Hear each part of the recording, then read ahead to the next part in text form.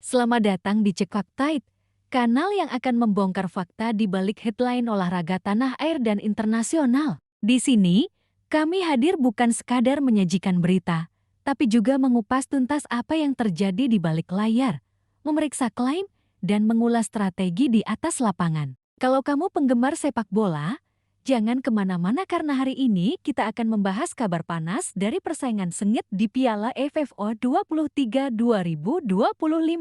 Seperti yang sudah ramai dibicarakan, Piala AFF 23 2025 akan digelar di Indonesia, tepatnya di Stadion Utama Gelora Bung Karno, Jakarta, dan Stadion Patriot Candrabaga, Bekasi, Jawa Barat. Turnamen ini bakal jadi sorotan, bukan hanya karena timnas Indonesia U23 akan tampil sebagai tuan rumah, tapi juga karena rival abadi di kawasan Asia Tenggara timnas Malaysia U23 tampak serius menyiapkan kejutan. Di level senior, duel ini kerap memecahkan rekor penonton dan menghadirkan momen-momen dramatis yang sulit dilupakan. Siapa yang tak ingat gol Bambang Pamungkas di Piala Tiger 2002?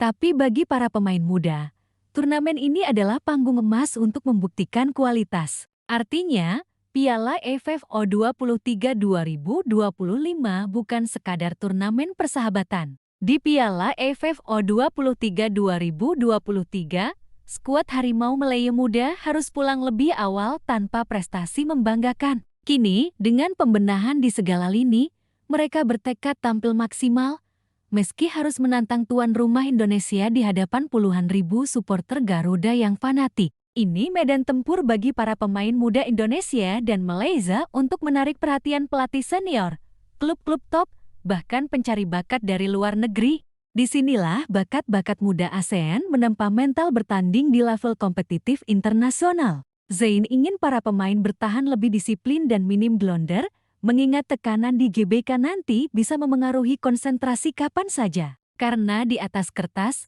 Indonesia dan Malaysia adalah dua tim kuat yang punya sejarah panjang di level usia muda. Filipina meski sering diremehkan, kini mulai menata akademi sepak bola mereka dengan serius. Sementara Brunei Darussalam meski jarang diperhitungkan kerap tampil mengejutkan di ajang kelompok umur. Mereka sadar betul, satu kesalahan kecil bisa berujung gol cepat Indonesia yang bisa meruntuhkan mental tim tamu di hadapan puluhan ribu supporter merah putih. Atmosfer stadion yang bergemuruh, nyanyian Garuda di dadaku, dan tekanan psikologis menjadi pemain ke-12 bagi skuad asuhan Gerald Van den Burg. Lawan bisa siut nyali, sementara para pemain Garuda muda justru terpacu membuktikan diri di depan publik sendiri. Artinya, mereka tak ingin datang ke Indonesia hanya sebagai penggembira. Statistik menunjukkan, lebih dari 40% gol Malaysia U23 di laga uji coba datang dari situasi set piece baik tendangan bebas,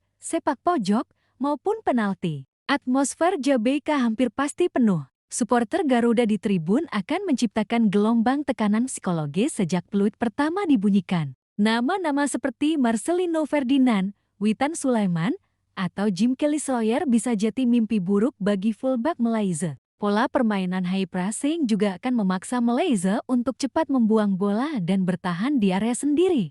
Ini artinya, Indonesia harus ekstra hati-hati dalam duel fisik dan pelanggaran di area berbahaya. Rivalitas Indonesia dan Malaysia di sepak bola sering memanas di media sosial. Setiap kali kedua negara bertemu, pasti muncul perang kata-kata antar supporter di Twitter, Facebook, dan TikTok. Pengamanan ketat di GBK mutlak diperlukan. Aparat, steward, dan panitia pelaksana akan bekerja ekstra keras memastikan pemain Malaysia merasa aman meski tampil di kandang lawan. Pola serangan balik dengan 1-2 sentuhan cepat bisa jadi senjata utama. Karena sejatinya, persaingan ini adalah bagian dari rivalitas sehat yang membuat sepak bola ASEAN hidup dan terus berkembang. Jika Indonesia lengah atau kehilangan bola di area tengah, serangan balik Malaysia bisa berbuah fatal. Kemenangan melawan Malaysia bisa jadi obat pelipur lara bagi para supporter Garuda. Siapa yang tampil menonjol, besar peluangnya direkrut klub-klub top di Malaysia Super League, Liga 1 Indonesia, atau bahkan menembus Eropa seperti pendahulu mereka. Sebaliknya, menaklukkan Indonesia di kandangnya sendiri adalah prestasi prestisius bagi Harimau Malaya Muda. Di atas rumput hijau Gelora Bung Karno dan Stadion Patriot, segalanya bisa terjadi. Tulis pendapat kalian di kolom komentar. Jangan lupa like, share, dan subscribe Cek Fakta untuk update fakta-fakta panas seputar olahraga, politik, dan fenomena yang bikin penasaran. Sampai jumpa di video selanjutnya. Salam Cek Fakta. Strategi, mentalitas, kesiapan fisik, dukungan supporter semuanya akan menentukan siapa yang akan lolos dari fase grup dengan kepala tegak. Zain pasti sudah menyiapkan skema bertahan 4-5-1 yang bisa berubah jadi 4-3-3 saat serangan balik. Atau drama final AFF 2010, ketika tim Garuda menang telak di kandang tapi tumbang di Bukit Jalil. Nama-nama seperti Azam Azmi, Lukman Hakim, hingga Kapten U23, Muhairi Ajmal, diharapkan menjadi motor serangan Malaysia untuk meredam dominasi lini tengah Indonesia. Kombinasi pemain lokal dengan para pemain diaspora membuat Indonesia punya kedalaman skuad yang patut diwaspadai. Selain status tuan rumah, skuad Garuda Muda kini ditangani Gerald van den Berg, pelatih yang punya rekam jejak impresif di Eropa. Dengan postur pemain Malaysia yang rata-rata cukup tinggi, setiap sepak pojok dan tendangan bebas bisa sangat berbahaya bagi gawang Indonesia. Maka opsi yang paling logis adalah bertahan rapat, disiplin, memanfaatkan serangan balik cepat lewat winger lincah seperti Lukman Hakim. Van den Berg dikenal piawai membangun fondasi sepak bola modern berbasis penguasaan bola cepat, pressing tinggi, dan transisi yang rapi. Ketika Indonesia kalah di final AFF 2010 misalnya, ribuan komentar balas dendam langsung muncul di berbagai forum online. Begitupun ketika Malaysia kalah di SEA Games, gelombang ejekan pun tak terelakkan. Di episode kali ini, kita akan membedah persiapan Malaysia, kekuatan Indonesia, peta persaingan di grup A, hingga prediksi jalannya turnamen. Siap, kita mulai perjalanan mendalamnya sekarang juga. Salah satunya melawan PDRM-SC, klub Liga Super Malaysia, yang berhasil mereka kalahkan 1-0 pada Sabtu, 5 Juli lalu. Di bawah komando pelatih Nafuzi Zain, skuad Harimau Melayu Muda terus menggeber latihan fisik dan strategi dengan target bisa meredam dominasi Indonesia di kandang sendiri. Tujuan utamanya adalah mengasah kebugaran, menemukan formasi ideal, serta menguji ketangguhan mental para pemain muda ketika menghadapi lawan dengan intensitas tinggi. Siapapun yang mengikuti sepak bola Asia Tenggara pasti paham rivalitas Indonesia dan Malaysia bukan sekadar pertarungan di lapangan hijau. Ini adalah benturan harga diri, kebanggaan, dan sejarah panjang dua bangsa serumpun. Sebelum kita membedah bagaimana timnas Malaysia U23 bersiap untuk menghadapi Indonesia di Piala AFF U23 2025, mari kita mundur sejenak ke belakang.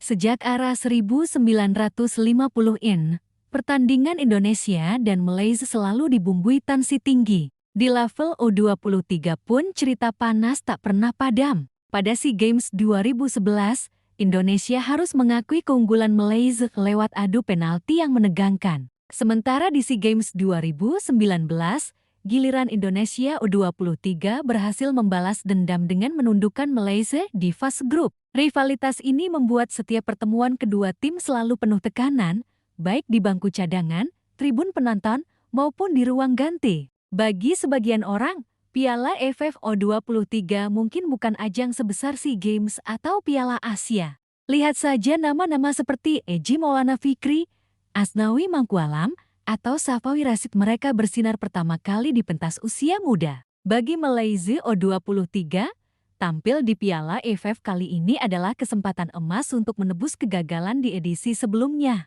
Lalu, bagaimana Malaysia U23 mempersiapkan diri? Dari laporan Astro Werina, pelatih Nafuzi Zain sudah sejak awal Juni tahun 2025 merancang serangkaian laga uji coba. Zain menekankan, laga uji coba bukan hanya soal hasil. Tak hanya itu, Federasi Sepak Bola Malaysia juga disebutkan telah memanggil beberapa pemain muda yang tampil impresif di Liga Super musim ini. Sementara itu, Departemen Pertahanan Harimau Muda juga terus dibenahi. Berbicara grup A, banyak analis sepak bola ASEAN menyebut grup ini sebagai mini grup neraka. Kenapa? Berada satu grup dengan Indonesia jelas jadi tantangan terbesar Malaysia. Bermain di GBK bukan hal mudah. Pelatih Zain pun sadar betul hal ini. Ia mengatakan, bermain di atmosfer hangat seperti GBK itu menyenangkan, tapi kami harus siap secara mental dan fisik. Kalau kita bicara peluang, Indonesia U23 jelas lebih diunggulkan di grup E. Dari segi pemain, Indonesia U23 juga diperkuat talenta-talenta Eropa seperti Marcelino Ferdinand yang baru pulang dari KM Askadens di Belgia, Rafael Struijk, hingga Nissin Chuan yang sempat membela SC Heerenveen. Bukan cuma itu, para pemain muda Indonesia juga dibesarkan dengan tekanan supporter yang luar biasa. Ini menjadi keuntungan tersendiri. Jadi, apa senjata rahasia Malaysia U23? Dari wawancara terbaru, Sen menegaskan Malaysia akan bermain lebih pragmatis. Mereka sadar Indonesia kemungkinan akan mendominasi penguasaan bola. Selain itu, Malaysia diyakini akan memanfaatkan bola mati. Kalau kita coba meraba jalannya pertandingan, duel Indonesia U23 vs Malaysia U23 di fase grup diprediksi bakal jadi salah satu laga terpanas di turnamen ini. Di atas kertas, Indonesia kemungkinan akan tampil menyerang sejak menit awal, memanfaatkan kecepatan lini sayap. Namun, disinilah Malaysia punya potensi mengejutkan.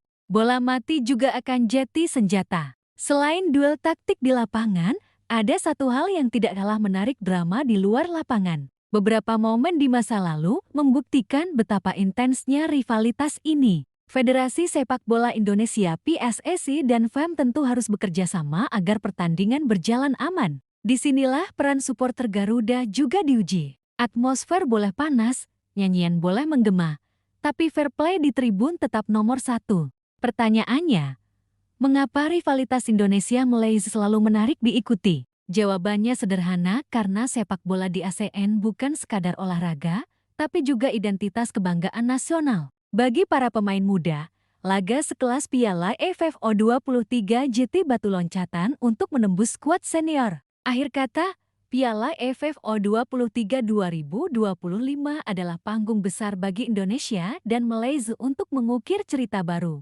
Bagi kita di Cek Fakta, satu hal yang pasti, apapun hasilnya nanti, semoga rivalitas ini tetap menjunjung tinggi fair play, menjauh dari provokasi negatif, dan jadi ajang unjuk gigi generasi emas sepak bola ASEAN. Jadi, bagaimana menurut kalian? Siapa yang bakal lolos dari grup A Indonesia?